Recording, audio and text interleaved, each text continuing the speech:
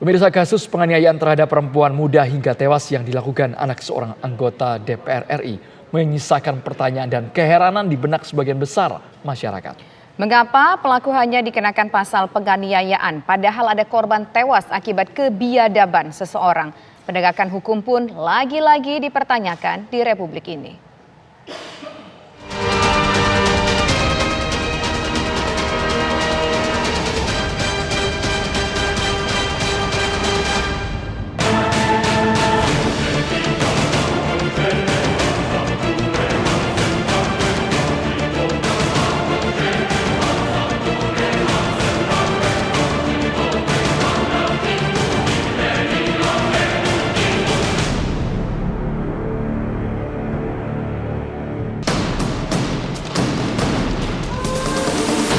4 Oktober 2023 malam, seorang perempuan muda dilarikan ke National Hospital Surabaya, Jawa Timur untuk mendapatkan pertolongan medis. Belakangan diketahui perempuan muda itu bernama Dini Sera Afrianti. Ia tiba di rumah sakit dengan luka di sekujur tubuhnya. Setelah dilakukan pemeriksaan, ternyata Dini sudah tak bernyawa lagi bahkan sebelum ia sampai di rumah sakit. Pada dada, bagian kanan dan tengah, kemudian pada perut kiri bawah, pada lutut kanan, pada tungkai kaki bagian atas atau paha, kemudian pada punggung kanan. Kemudian ditemukan juga luka lecet pada anggota gerak atas. Sedangkan pada pemeriksaan dalam, kami temukan resapan darah pada otot leher atau lapisan kulit bagian leher kanan dan kiri. Kemudian patah tulang disertai resapan darah pada tulang iga kedua sampai 5. Kemudian ada luka memar pada organ paru dan luka pada organ hati. Sebelum kehilangan nyawa, terungkap bahwa Dini bersama kekasihnya yang bernama Ronald Tanur menghabiskan waktu di sebuah tempat hiburan malam di kawasan Jalan Mejen Jono Sejowo, Kecamatan Lakar Santri, Surabaya. Dari rekaman CCTV di basement parkiran mobil, Dini terlihat mengalami penganiayaan.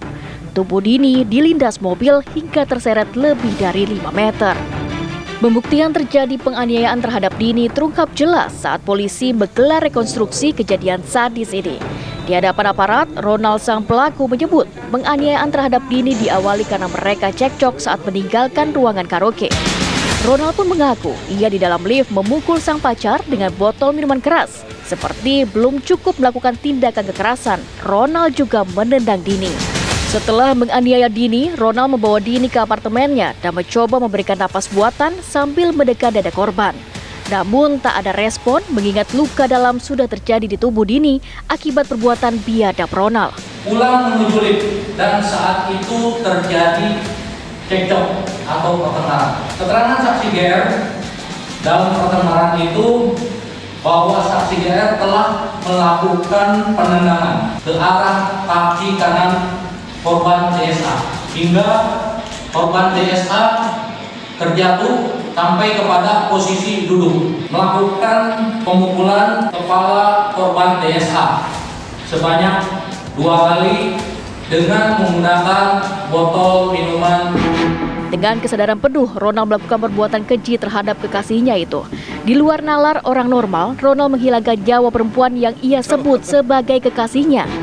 Kuasa hukum korban pun bertanya-tanya, kenapa Ronald yang juga anak dari anggota DPR RI itu hanya dijerat dengan pasal 351 ayat 3 Junto serta pasal 359 KUHP.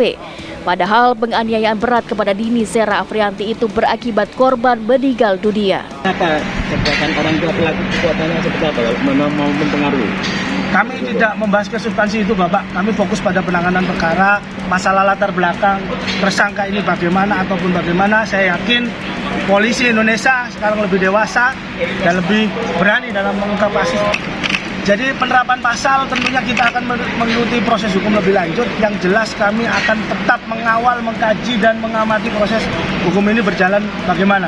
Jika memang ada intervensi, jika memang ada pihak-pihak yang mempengaruhi proses hukum ini berjalan tidak adil, kami dari kuasa hukum tidak akan tinggal diam, kami akan bergerak lebih keras lagi.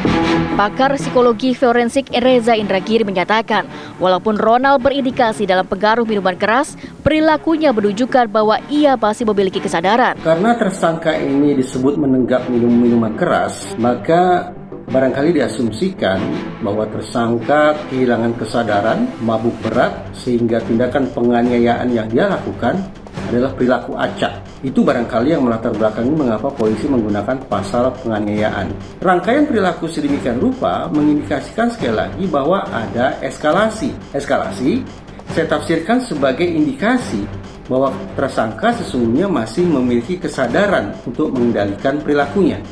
Sayangnya, bentuk pengendalian perilaku yang dia lakukan bukanlah dengan menghentikan atau menurunkan bobot kekerasan, melainkan justru dengan melanjutkan bahkan meningkatkan bobot kekerasannya terhadap korban. Inilah yang merupakan indikasi bahwa sesungguhnya tersangka masih cukup punya kesadaran. Begitu muncul pemikiran atau imajinasi bahwa korban bisa meninggal dunia akibat perilaku kekerasannya, maka sudah pada detik itu pula beralih dari penggunaan pasal penganiayaan semestinya menjadi pasal pembunuhan. Sementara pengamat hukum pidana Ferry Firmansyah berpendapat penyidik seharusnya dapat mengkaji lebih dalam lagi untuk penerapan pasal yang lebih tepat.